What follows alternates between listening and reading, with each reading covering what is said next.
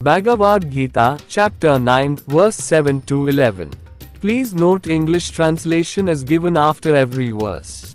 Bhagavad Gita, Chapter 9, verse 7. Sarvabhutani kaunteya prakriti yanti mamikam. कल्पक्षय पुनस्तानी कल्पादौ विसृजाम्यहम्। काल के अंत कॉस्मिक साइकिल में सभी जीवित प्राणी अर्थात सभी शरीरधारी के शरीर प्रकृति में समाहित हो जाते हैं। जो कुछ भी पृथ्वी से उत्पन्न होता है वह अंततः पृथ्वी में ही लौट जाता है। अगले काल की शुरुआत में देवी मां सब कुछ फिर से उत्पन्न करती हैं। आत्मा अमर होती है।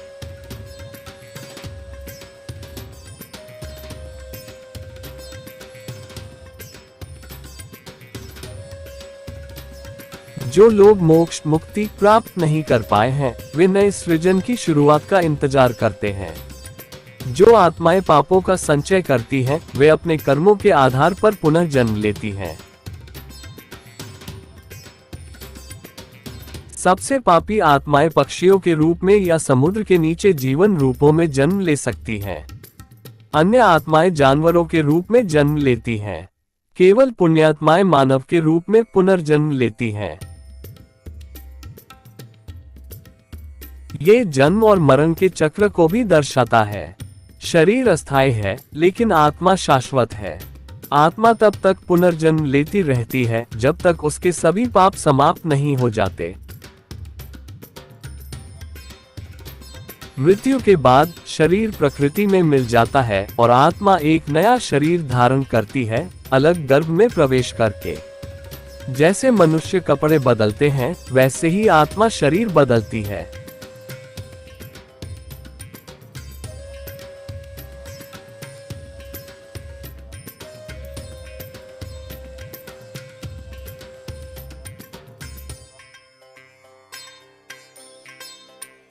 English translation. Bhagavad Gita, Chapter 9, verse 7. Sarvabhutani kaunteya prakriti yanti mamikam.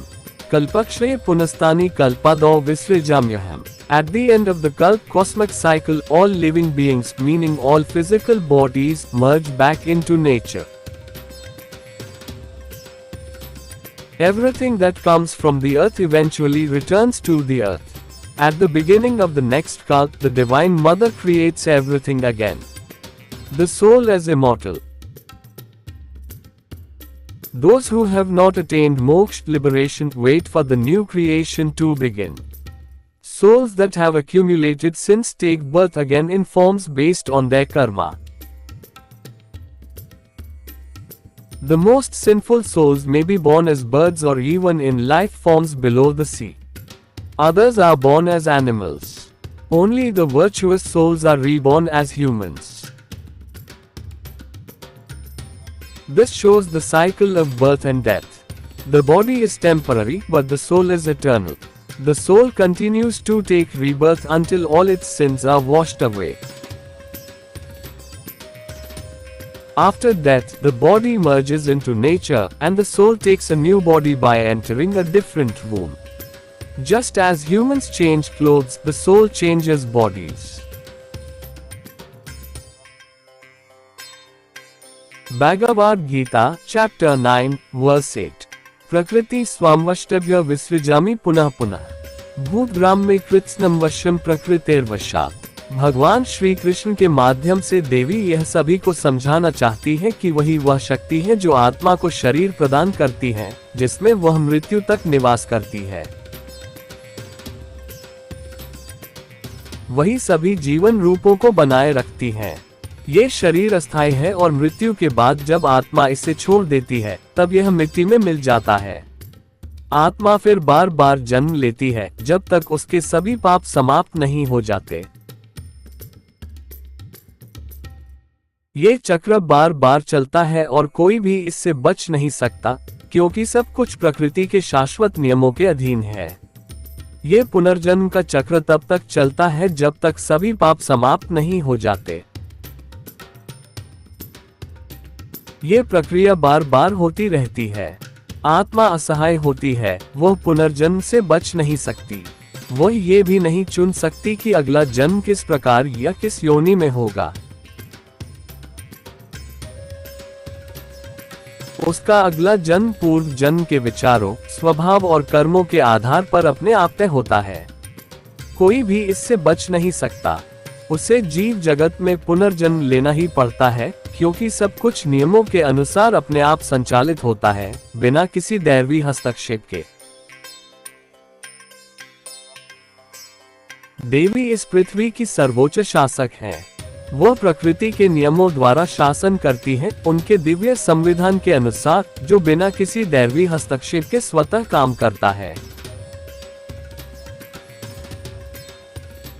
जन्म और मृत्यु का ये चक्र तब तक चलता रहता है जब तक सभी पाप समाप्त नहीं हो जाते।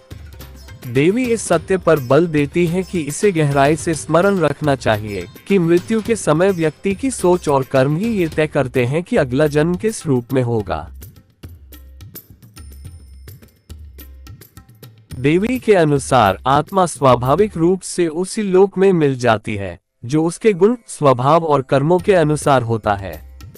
ये सब बिना किसी दैवी हस्तक्षेप के होता है, अर्थात आत्मा उसी अवस्था में विलीन हो जाती है जिसमें उसका मन और चित्त पूरी तरह लीन होते हैं। यदि कोई साधक या भक्त अपने चित्त, गुण और स्वभाव को पूर्ण रूप से दिव्यता में लीन कर देता है और स्वयं भी उसी स्वरूप में परिवर्तित हो जाता है, तो वह दिव्य अवस्था को प्राप्त करता है।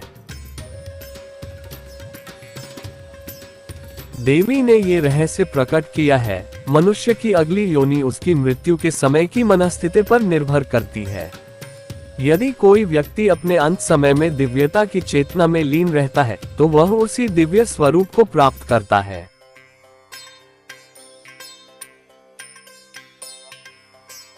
भगवद गीता के अनुसार, यदा सत्त्वे प्रवृद्धेतु प्रलयम याति देहवृत् तदोत्तमविद लोकान् मलान् प्रतिपद्यते। जब कोई संपूर्ण जीवन सत्वगुण की स्थिति में व्यतीत करता है और उसी अवस्था में मृत्यु को प्राप्त होता है, तो उसकी आत्मा उत्तम वेदा लोक में जन्म लेती है, अर्थात श्रेष्ठ, ज्ञानी और आत्मोन्नत जीवन रूपों में।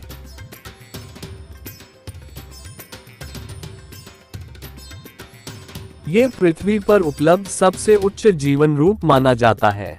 रजसी प्रलयम गत्वा कर्मसंगीषु जायते तथा प्रलीनस्तमसी मुयोनिषु जायते। यदि कोई व्यक्ति संपूर्ण जीवन रजोगुण के प्रभाव में जीता है और उसी अवस्था में मरता है, तो वह कर्म संगीषु योनि में जन्म लेता है, जैसे कि निम्न मनुष्यों या अन्य जीव जंतुओं जैसे पक्षियों, पौधों और पशुओं की योनि में। ऐसे जीव केवल इच्छाओं की पूर्ति के लिए कर्म करते हैं, जो कि सांसारिक मोह और भोगों से उत्पन्न होती हैं। उनका कर्म केवल इसी प्रकार के मोह से उत्पन्न होता है, इसलिए वह निम्न स्तर का माना जाता है और उन्हें अपने इच्छाओं की पूर्ति के लिए अनुचित मार्ग अपनाने की प्रवृत्ति होती है। जानवर भी केवल अपनी आवश्यकताओं की पूर्ति के लिए कर्म करते हैं। वे बहुत ही सीमित या कोई सामाजिक व्यवहार नहीं करते, उनका जीवन केवल जीवित रहने की प्रवृत्तियों से संचालित होता है। ऐसे जीवन रूप मनुष्य जीवन की तुलना में हीन माने जाते हैं। जब कोई तमोगुण की स्थिति में मरता है, तो उसकी आत्मा मुयोनिषु में जन्म लेती है, अर्थात अज्ञानपूर्ण योनि में, जैसे पशु पक्षियों की योनि। ये जीवन रूप ज्ञान से वंचित होते हैं और वे ज्ञान प्राप्त कर आत्मोन्नति नहीं कर सकते। वे केवल अपनी जरूरतों द्वारा संचालित होते हैं। ये पुनर्जन्म का चक्र तब तक चलता है जब तक सभी पाप समाप्त नहीं हो जाते। ये बार बार होता है। आत्मा इसमें असहाय है, वह इससे बच नहीं सकती। वह ये भी तय नहीं कर सकती कि अगला जन्म किस योनि में होगा। अगला जन्म केवल पूर्व जन्म के कर्मों द्वारा स्वतः तय होता है। कोई भी इससे नहीं बच सकता। उसे नियमों द्वारा संचालित इस सजीव जगत में पुनर्जन्म लेना ही पड़ता है, बिना किसी दैवी हस्तक्षेप के। Bhagavad Gita chapter 9 verse 8।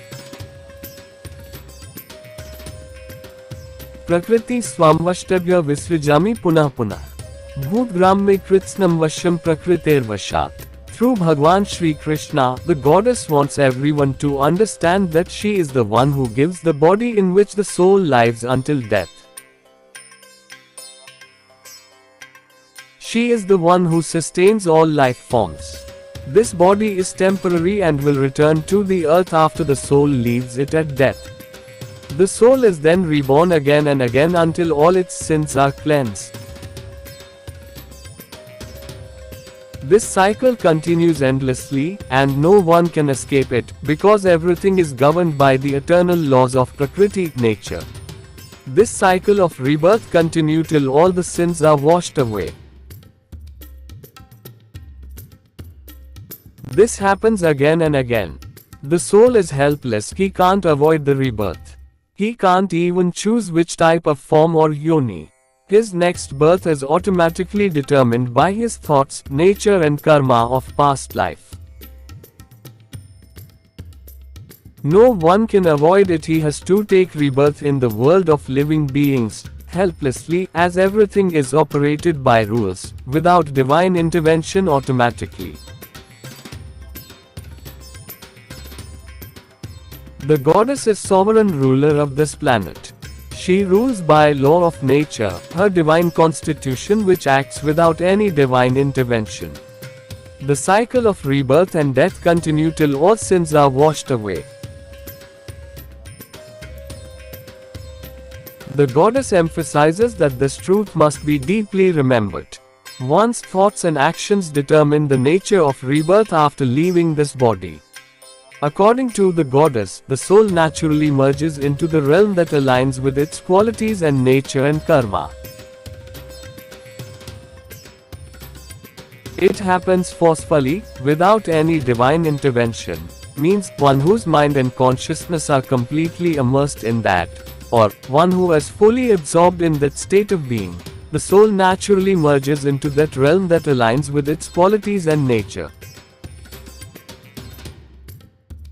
If the seeker or devotee becomes completely engrossed in the qualities, nature, and consciousness of the divine, leading to their own transformation in the same likeness.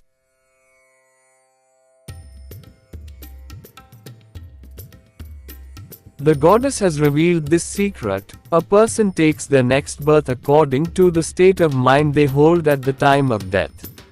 If someone remains immersed in the consciousness of the divine, they attain the same divine state as God.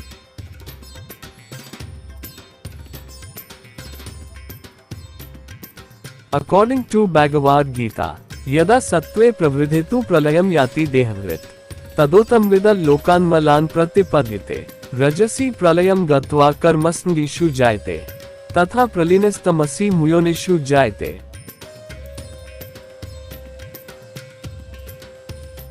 When one lived his entire life and dies in the state of sattva, the soul takes birth in the wombs of the superior human beings.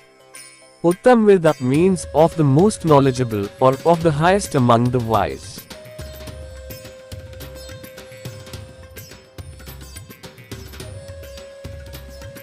This life form is highest in all life form present on planet Earth.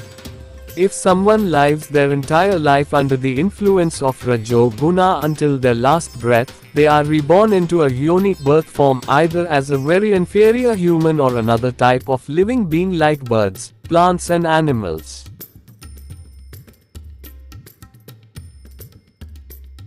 These beings are karmasangishu, those who remain attached to actions and perform work primarily to fulfill desires that arise from attachment to worldly matters.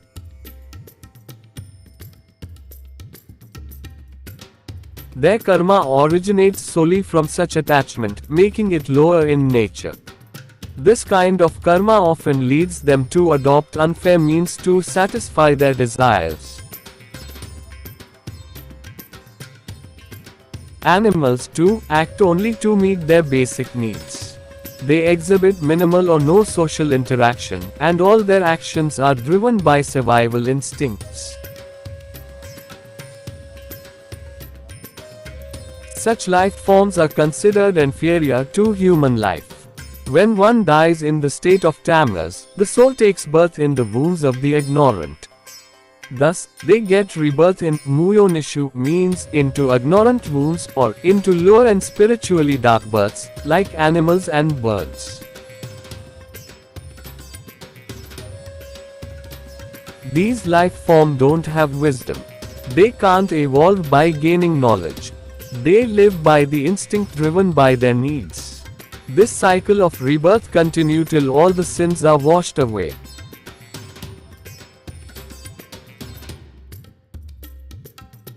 This happens again and again. The soul is helpless, he can't avoid the rebirth. He can't even choose which type of form or yoni. His next birth is automatically determined by karma of past life. No one can avoid it, he has to take rebirth in the world of living beings, as everything is operated by rules, without divine intervention automatically.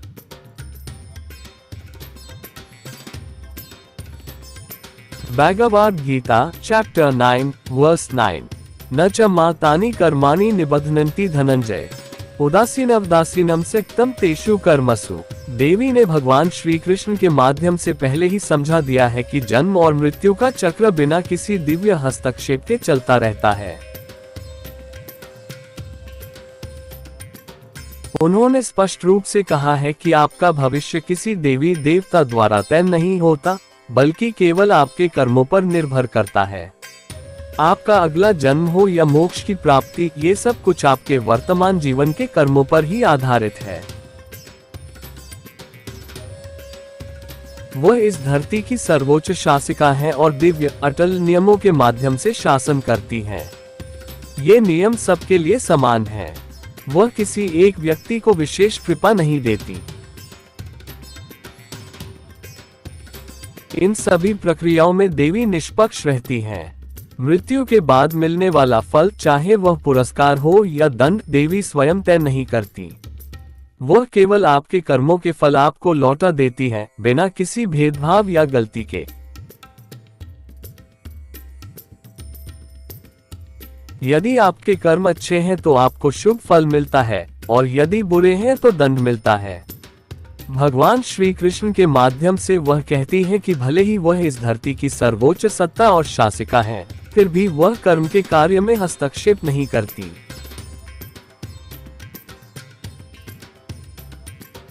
वह केवल कर्मों का फल लौटाती है। आपका भविष्य देवी नहीं, आपके कर्म तय करते हैं। भले ही वह सभी प्राणियों का शरीर बनकर कार्य करती है, लेकिन जो आत्मा उस शरीर के माध्यम से कर्म करती है, वही पूर्ण रूप से जिम्मेदार और उत्तरदायी होती है। देवी को आत्मा द्वारा किए गए कर्मों की जिम्मेदारी नहीं दी जा सकती। जैसा कि वह कहती है, पुरस्कार और दंड देने वाले कर्म मुझे बांधते नहीं हैं, क्योंकि मैं उन सबसे निरपेक्ष और असंग रहती हूँ, जैसे कोई तटस्थ दृष्टा।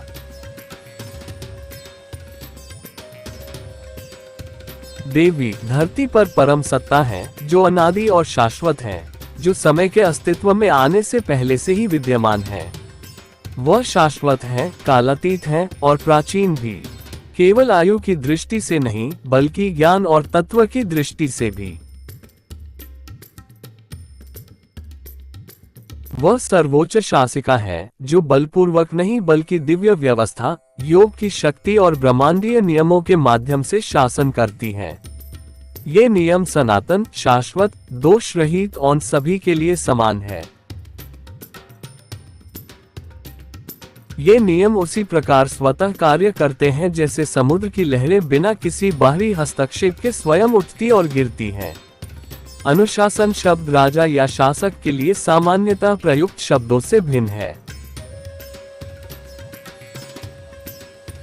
यह ऐसा शासन दर्शाता है जो कुशल, प्रभावी और सहज हो। देवी ने सृष्टि की रचना, पालन, निरीक्षण, पुरस्कार, दंड, विनाश और पुनः सृजन जैसे सभी कार्य उसी क्षण पूर्ण कर दिए थे, जब उन्होंने संपूर्ण सृष्टि की रचना की। उन्होंने एक ऐसा संतुलित तंत्र स्थापित किया जो बिना किसी निरंतर दिव्य हस्तक्षेप के स्वयं संचालित होता है। ये स्वचालित व्यवस्था हमें प्रकृति में स्पष्ट रूप से दिखाई देती है, जैसे जल चक्र, खाद्य श्रृंखला, वायु प्रवाह और जन्म मरण का चक्र। ये सभी प्रक्रियाएं अत्यंत सटीकता से कार्य करती हैं और कर्म के सिद्धांतों के अनुसार स्वतः संचालित होती हैं। English translation. Bhagavad Gita chapter 9 verse 9। न च मातानि कर्माणि निबध्नन्ति धनंजय उदासीनवदासीनं सक्तं तेषु कर्मसु। The goddess, through Bhagwan Shri Krishna, has already explained how the cycle of birth and death continues without any divine intervention. She has clearly stated that your future is not determined by any divine force but solely by your karma.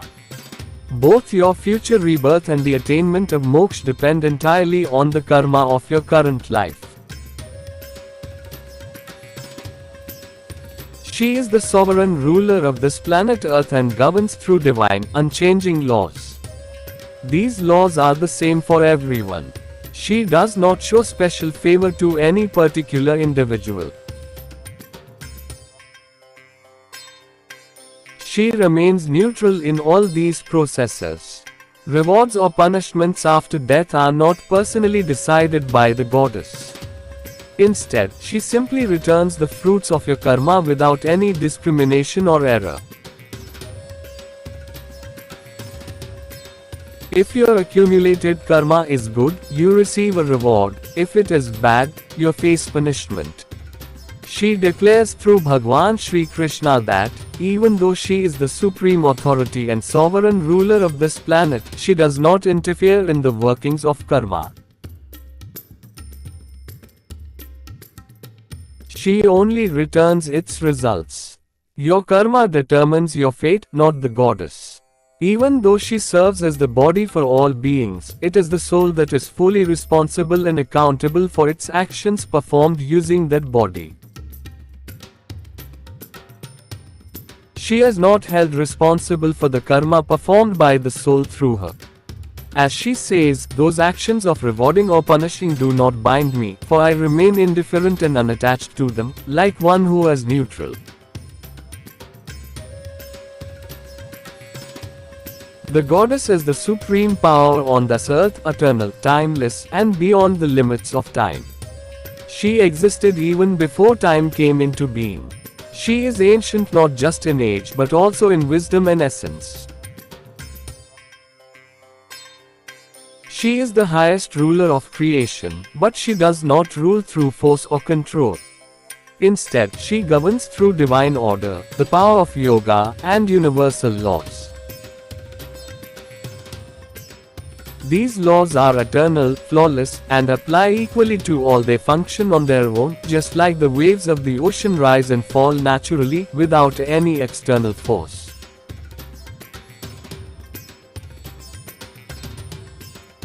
This form of rule is different from the usual idea of a king or ruler. It shows a kind of governance that is balanced, efficient, and effortless. At the very moment the goddess created the universe, she also completed all tasks related to creation, maintenance, observation, reward, punishment, destruction, and recreation. She established a balanced and self-operating system that does not require constant divine involvement. We can clearly see this automatic system in nature, in the water cycle, the food chain, the movement of air, and the cycle of birth and death. All these processes work with great precision and are driven by the law of karma, giving results automatically based on one's actions. Bhagavad Gita, chapter 9, verse 10. Mayadyakshen prakriti, suyate sachacharam. हेतुनानेन कौन्तेय जगद्विपरिवर्ते। ये देवी भगवान श्री कृष्ण के माध्यम से समझाती है कि उन्होंने जीवन के विविध रूपों और प्रकारों की रचना की है। यह विविधता जानबूझकर बनाई गई है ताकि पृथ्वी पर जीवन स्वाभाविक रूप से चल सके और हर समय दिव्य हस्तक्षेप की आवश्यकता न हो। वह प्रकट करती है कि हर जीव का शरीर एक विशेष उद्देश्य के लिए वैज्ञानिक और बुद्धिमत्तापूर्वक उन्होंने ही रचा है।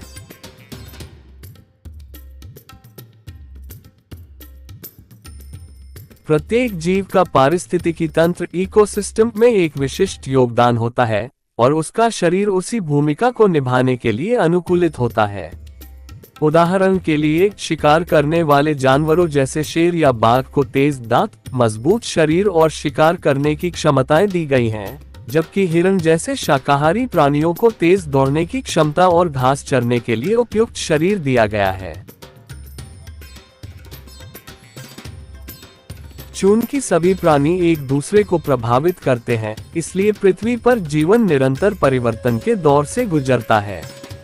यदि मांसाहारी प्राणियों की संख्या बढ़ती है तो वे अधिक शाकाहारी प्राणियों का शिकार करते हैं, जिससे शाकाहारियों की संख्या घटने लगती है। यह एक प्राकृतिक संतुलन है जो बिना किसी लगातार दिव्य हस्तक्षेप के स्वयं चलता रहता है। जीवन पृथ्वी पर हर स्थान पर विद्यमान है, चल और अचल दोनों में। ये जीवों के भीतर भी उपस्थित है, जैसे कि मानव शरीर में रहने वाले सूक्ष्म जीव।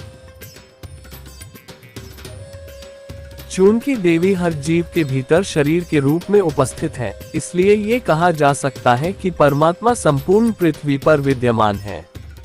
Bhagavad Gita chapter 9 verse 10।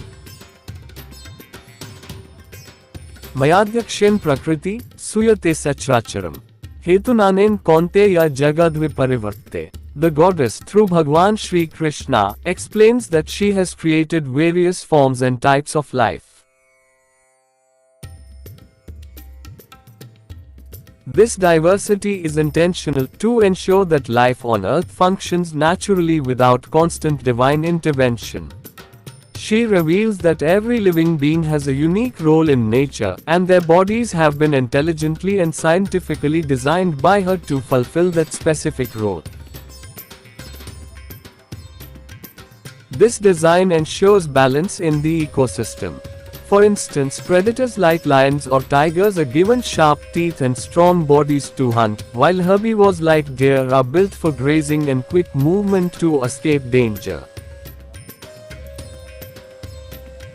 Because each species affects the others, the ecosystem stays in a state of natural transformation. If the number of carnivorous animals increases, they consume more herbivores, leading to a decline in the herbivore population. This natural cycle keeps the balance of life on Earth, without needing constant interference from the divine.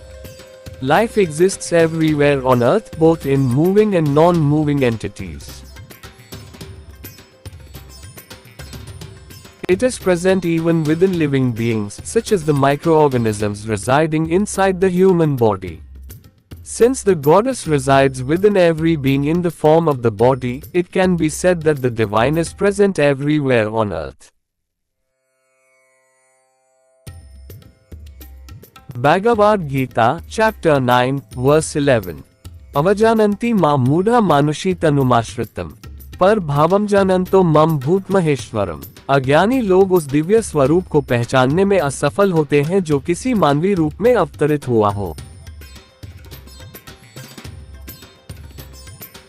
वे जानबूझकर या अनजाने में खुद को उस देवी से भी श्रेष्ठ मान लेते हैं, जो मनुष्य रूप में अवतार लेकर कार्य कर रही होती है।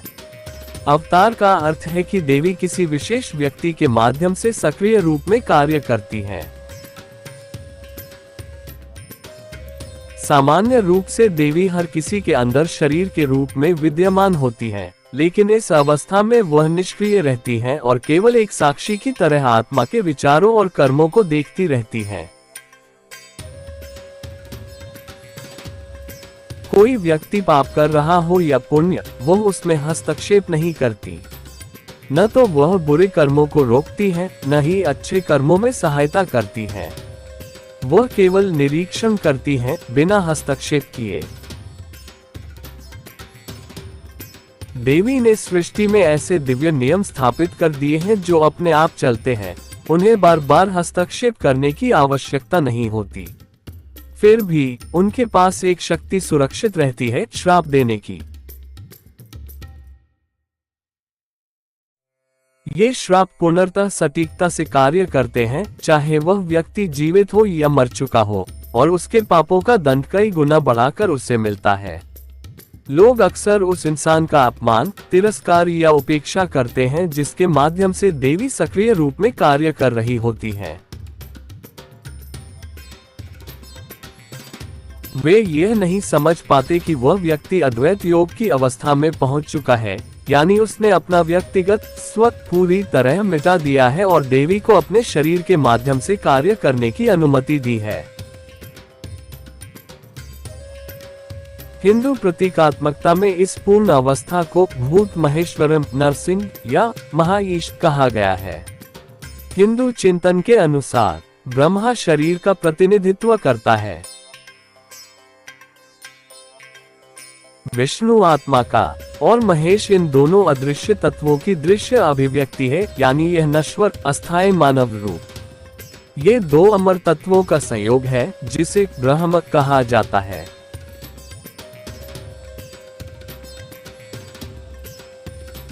भूत महेश्वरम उस सर्वोच्च मानव को कहा गया है जो स्वयं को पूर्ण रूप से शून्य कर देता है और इस समर्पण के माध्यम से देवी के साथ एकाकार हो जाता है। इस एकत्व को योग कहा जाता है, जो व्यक्ति और ईश्वर के बीच के सभी भेद मिटाकर प्राप्त किया जाता है। जब ये द्वैत मिटता है तब अद्वैत की प्राप्ति होती है। जब ये शक्तिशाली योग सिद्ध हो जाता है तब वह व्यक्ति सर्वोच्च बन जाता है, क्योंकि केवल देवी ही इस धरती की एकमात्र सर्वोच्च सत्ता, ज्ञान की स्रोत और सभी अलौकिक शक्तियों की स्वामिनी है। वही यह पृथ्वी स्वयं है। उन्हें पृथ्वी के हर कण अणु रेणु पर नियंत्रण प्राप्त है। वह एक ओर पृथ्वी जितनी विशाल है तो दूसरी ओर पृथ्वी पर मौजूद सबसे सूक्ष्म जीवाणु जितनी लघु भी हैं। इतिहास में लोगों ने हमेशा देवी के अवतारों का अपमान किया, क्योंकि उनके अंदर श्रेष्ठता का अहंकार था, जबकि ये अवतारी लोग अत्यंत सरल और सीधे स्वभाव के होते हैं। देवी को हमेशा किसी ऐसे व्यक्ति की आवश्यकता होती है जिसके माध्यम से वह पृथ्वी पर सक्रिय रूप से कार्य कर सके, क्योंकि वह स्वयं केवल एक दर्शक ऑब्जर्वर होती है।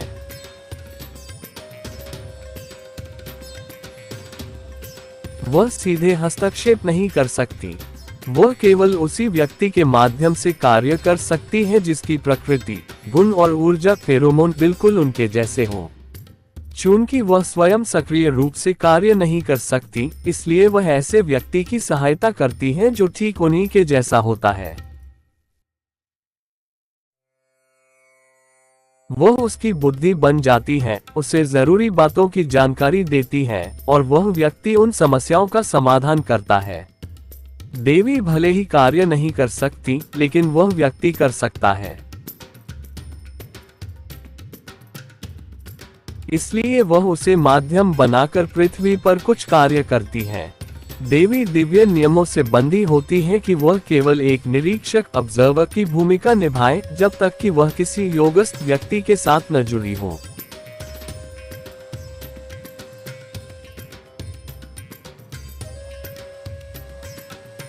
ये योगस्थ व्यक्ति बाहर से बिल्कुल सामान्य लगता है, आम इंसानों की तरह साधारण जीवन जीता है और उसमें कोई बाहरी संकेत नहीं होता जो ये बताए कि वह अवतार है।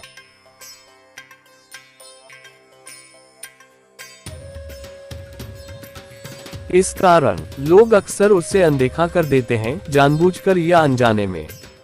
वे उसे गंभीरता से नहीं लेते, उसका अपमान करते हैं और जब वह दूसरों की मदद करना चाहता है तब भी उसकी सहायता नहीं करते।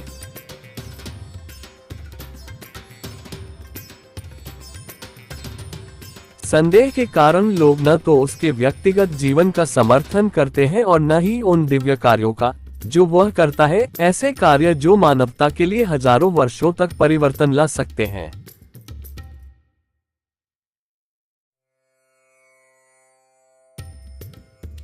इसके बजाय वे उसके जीवन और मिशन को और कठिन बना देते हैं। ऐसा पहले भी कई बार हो चुका है और आगे भी होता रहेगा। ऐसे मामलों में वह देवी उन गलत लोगों को श्राप देती है, क्योंकि वह उसके लिए एक दुर्लभ अवसर होता है।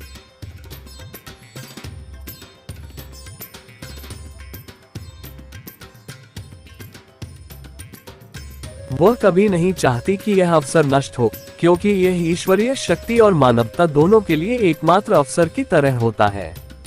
वह अपनी विशेष और दिव्य शक्ति का उपयोग करके उन लोगों को श्राप देती है जो अहम में आकर उसका शोषण करते हैं और उसके साथ अन्यायपूर्ण व गलत कार्य करते हैं।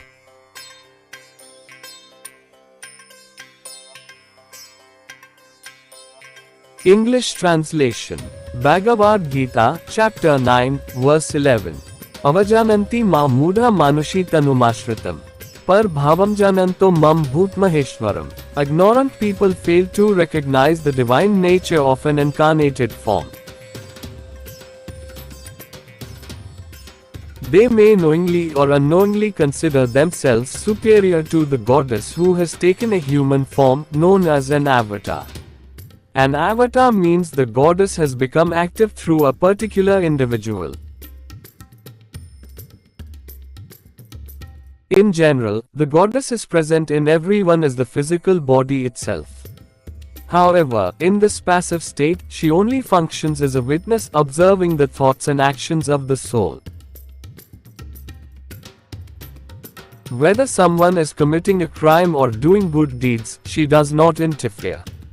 She cannot stop the wrongdoings, nor does she actively help in the good. She simply watches without intervening. The goddess has established divine laws that operate automatically, without requiring her direct involvement.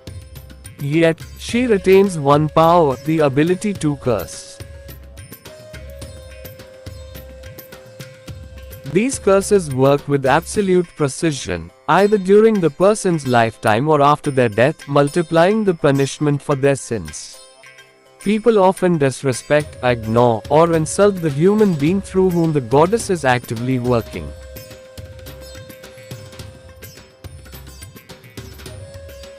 They fail to see that this person has achieved Advaitic Yoga, a complete union with the goddess, by dissolving their personal self and allowing the goddess to operate through their external form.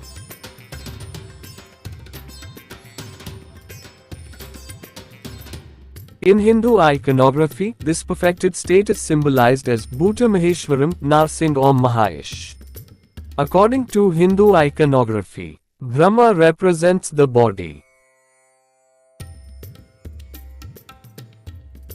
Vishnu represents the soul, and Mahesh represents the visible expression of both the temporary, mortal human form.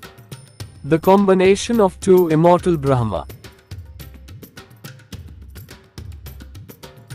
The term Bhuta Maheshwaram refers to such a supreme human being, one who has become nothing, zero, and through this surrender, has become one with the goddess.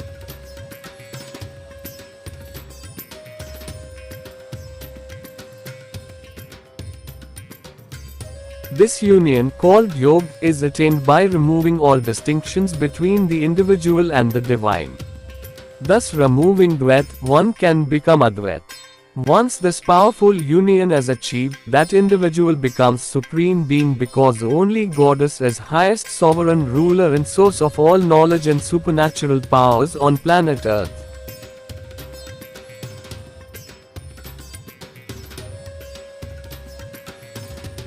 And she is planet Earth herself. She has power and control over every particle, Anu Renu, on planet Earth. She is as big as planet Earth itself. At the same time, she is as small as smallest organisms present on planet Earth. People always insulted all incarnation of her because of superiority complex, and these incarnation were most simple and straightforward people. The goddess always needs someone through whom she can work actively on planet Earth, because by herself she is only an observer. She cannot interfere directly. She can communicate and work only through someone who shares her exact nature, qualities, and energy. Since she cannot act directly, she supports someone who is just like her. She becomes his wisdom, brings things to his awareness, and he takes action to solve them. Even though she cannot act, he can, and she uses him to carry out certain tasks on earth.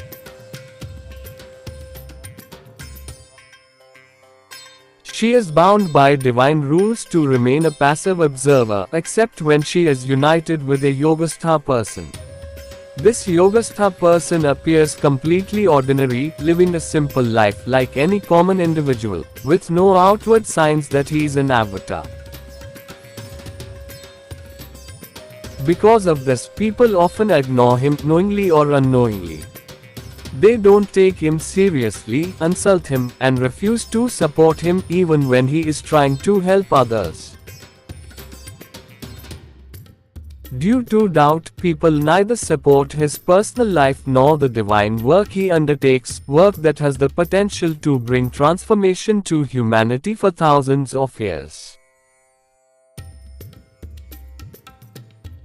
Instead, they make his life and mission more difficult. This has happened many times in the past and will continue to happen in the future. In such situations, she curses the wrongdoers, as he represents a rare opportunity for her.